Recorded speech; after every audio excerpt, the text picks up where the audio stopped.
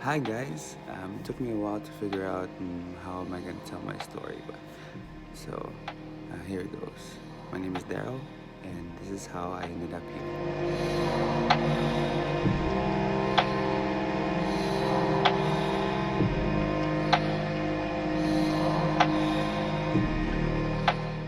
My quest started in a place called Guam, a small island somewhere in the Pacific Ocean along the Marianas Trench.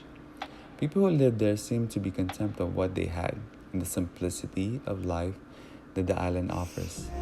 For a while, I was content too. Living with my family and spending time with the people I love seemed enough. Until one day we found ourselves struggling to pay bills and keeping up with the necessities that a family of 7 required. But my dad found a way. He always does, to make ends meet and get the family out of the rut. During that time, I asked my 16-year-old self if there was a better way of living. Soon after, I found myself working in the food industry. At that time, I served as a prep and grill cook for a few years. And it was okay until the island's economy started to decline, and the people without formal training ended up getting cut. Once again, I found myself in a crapper, relying on my family for support. Feeling that I had become a burden to my parents, I decided to leave the comfort of the island and venture out somewhere new. My dad had arranged for my aunt and her family to take me in for a few months while I found my footing. I was lucky enough to find work quickly and was able to carry my weight around the household. I worked for an assisted living facility where my job was to help the nursing staff with cleaning, feeding, and entertaining the elderlies. While working there, I met a sweet old lady named Victoria. Victoria had silky white hair, petite frame, and a mouth that spewed never-ending stories. One day on Christmas Eve, she began to describe her past experience and how her family was always too busy to come visit her and would only come if there was an emergency. Maybe it was the time of the year, but those words made a big impact on me. And that day I told myself to live life in service of others, to make small impressions in people's lives in a good way, and in return enhancing mine. A couple of weeks after, I found out that she had passed away. Fast forward a year. Things did not work out in California. I ended up in the greatest city in the world, New York, with no substantial amount of money and having the people that I know 1,000 miles away. I thought to myself, this has got to be the stupidest thing you've done. With no actual plan other than surviving, I began to venture to the possibilities that the city had to offer.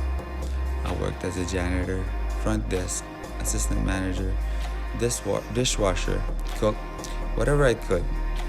During that time, I had met very interesting people that expanded my horizon and altered my point of view. Some of them come from neighboring countries, trying to provide a better life for their family back home, and some of them from the city, making a better life for themselves.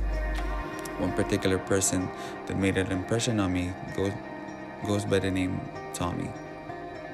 Tommy Guns, as he called himself, was the very first open-minded person I met. He showed me how to maneuver the city and deal with people, especially the ones who took advantage of others. He showed me that no matter how much people act and look differently, we are basically all the same and equal. I remember him telling me, stop looking at your feet and always move forward.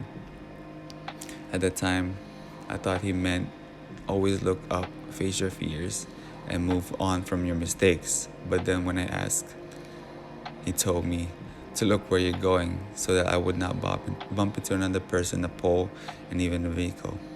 And keep moving because I was holding up the people behind me. The meaning was very little and far from what I thought it would be, but at least he was looking out. There were many more people along the way that parted their knowledge with me and showed me reasons why I should go back to school and pursue a career. So here I am, finishing the program with some of the smartest and clever people, guided by knowledgeable and experienced professors.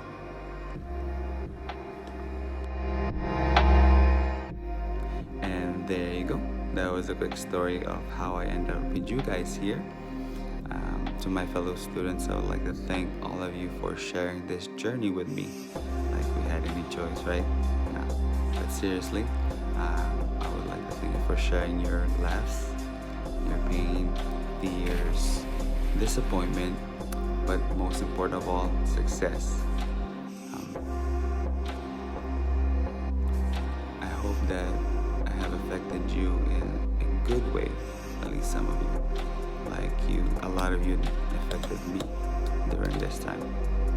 To the professors, I would like to thank you for being so meticulous with your work to help your students become successful, not only academically, but also in practice.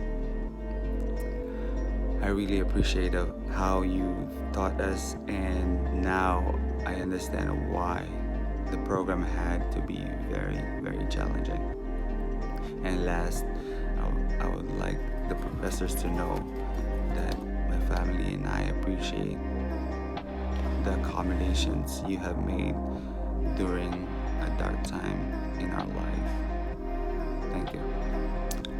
Alright, that's my story. This is Daryl, signing out.